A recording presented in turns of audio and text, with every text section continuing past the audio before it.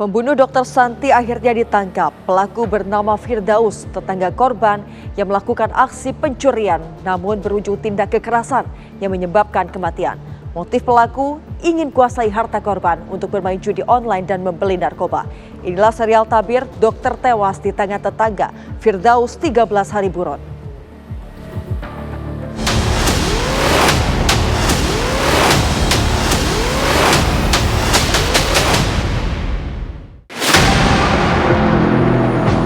Ini kayaknya di atas ada pembunuhan. Saya lihat udah kaki, udah biru semua badan, udah kaki. CCTV di sekitar rumah korban itu mengarah ke satu orang yang kami duga sebagai pelaku. Jangan teriak, nanti saya bunuh. Dia teriak tambah kuat. Terus saya piting, Wak. Saya kunci kakinya, Wak.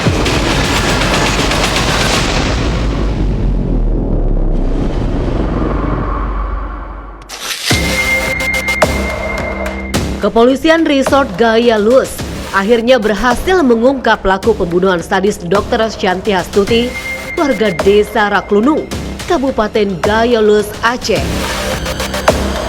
Hasil otopsi menunjukkan bahwa korban sudah tewas selama 13 hari sejak 9 Maret 2026 sebelum akhirnya ditemukan di dalam rumah dengan kondisi mengenaskan. Hasil visum et repertum dari Rumah Sakit Umum Ali Kasim, jadi mayat itu sudah dalam keadaan penuh belatung dan adanya luka terbuka di daerah pinggang dengan diameter kurang lebih 6 cm. Mengumpulkan beberapa bukti termasuk keterangan saksi dan CCTV di sekitar rumah korban itu mengarah ke satu orang yang kami duga sebagai pelaku. Fakta mengejutkan lainnya terungkap. Pelaku ternyata tetangga korban yang berprofesi sebagai petani yang bernama Firdaus usia 30 tahun. Dalam waktu kurang dari 2 kali 24 jam, pelaku berhasil diamankan petugas di wilayah Blangkejeren tanpa adanya perlawanan.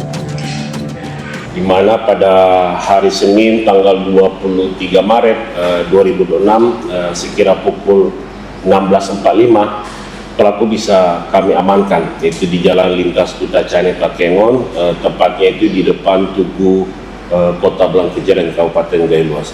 Berdekatan rumahnya, yaitu rumah korban dan pelaku ini tetanggaan atau depan-depanan. Jadi kalau hubungan keluarga tidak ada, tapi tetanggaan ada. Polisi menyebut motif pelaku adalah ingin menguasai harta benda korban. Kondisi rumah yang seringkali kosong dimanfaatkan pelaku untuk melancarkan aksinya. Namun saat hari kejadian, korban yang sedang berada di rumah bertatap muka dengan pelaku yang hendak mencuri. Pelaku dari hasil pemeriksaan, jadi pelaku ini ingin menguasai harta atau niatnya sudah mau melakukan pencurian di rumah korban.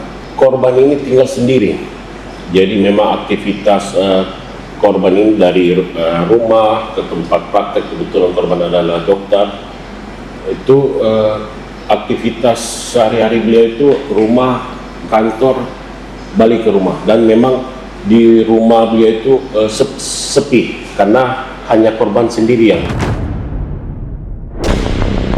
Sejumlah barang bukti turut diamankan, di antaranya yakni motor korban dan sejumlah barang curian lainnya berupa perhiasan dan laptop.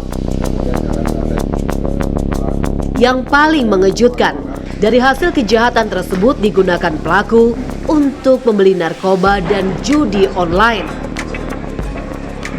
Uang yang dilakukan, yang dicuri oleh pelaku itu dari hasil pencuriannya itu digunakan untuk membeli narkoba jenis sabu dan digunakan untuk judi online.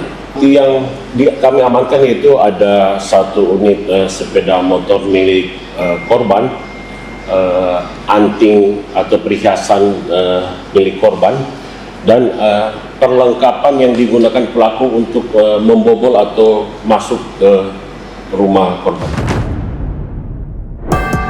Kasus ini pun semakin menemukan titik terang seiring terungkapnya jejak pelaku dan rangkaian kejadian yang tersembunyi. Atas perbuatannya, pelaku dijerat dengan pasal pencurian dengan kekerasan yang menyebabkan kematian dengan ancaman hukuman penjara 15 tahun. Kita kenakan pasal 479 ayat 3 Undang-Undang Nomor 1 Tahun 2023 itu tentang pencurian disertai dengan kekerasan yang mengakibatkan kematian dengan ancaman hukuman pidana penjara paling lama 15 tahun. Namun di sisi lain, duka bagi keluarga tak akan mudah pulih karena rasa kehilangan di tengah suasana hari raya.